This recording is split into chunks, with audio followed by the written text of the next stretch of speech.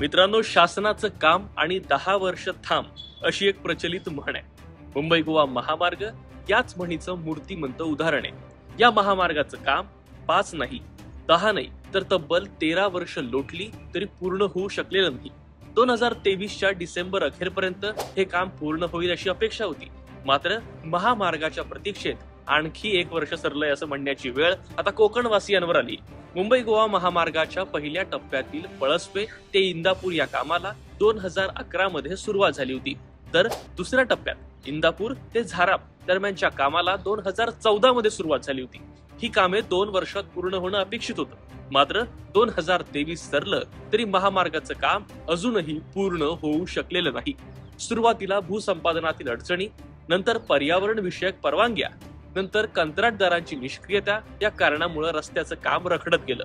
नंतर निधीची कमतरता आडवी आली. नंतर ठेकेदारांची हकालपट्टी केल्यानं प्रकरण थेट न्यायालयात गेलं. त्यातून मार्ग काढेपर्यंत पुढचं 1.5 वर्ष सुरून गेलं.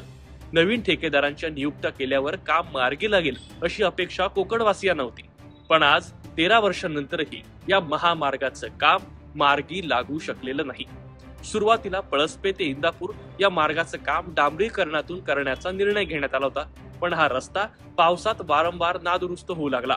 त्यामुळे या मार्गाचंही कॉन्क्रिटीकरण करण्याचा निर्णय घेण्यात आला. नव्यानं रस्त्याची कामे हाती घेतल्यानं हे कामही लांबलं.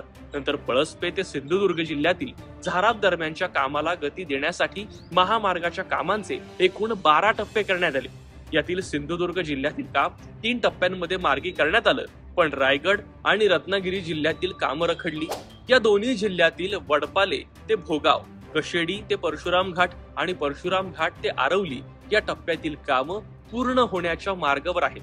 तर आरवली ते कांटे, कांटे ते वाकेड आणि कासू ते इंदापूर या टप्प्यातील कामं रखडली आहेत. पळसपे ते कासू आणि इंदापूर ते वडपाले येथील कामं सुरू आहेत. कशेडी बोगद्याचं काम अपूर्ण राहिले. त्यामुळे गणेशोत्सव दरम्यान वाहतुकीसाठी खुला करण्यात आलेला बोगदा वाहतुकीसाठी पुन्हा बंद करण्यात आलाय.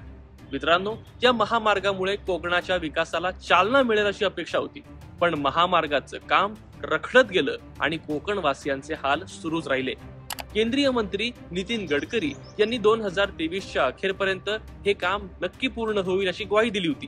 पण कोकणवासियांच्या पदरी पुन्हा एकदा निराशा झाली आहे. आता पुढील वर्षी तरी हा महामार्ग तयार होणार की मुंबई गोवा महामार्गासाठी नवस करावा लागणार हे येणारा काळच सांगेल.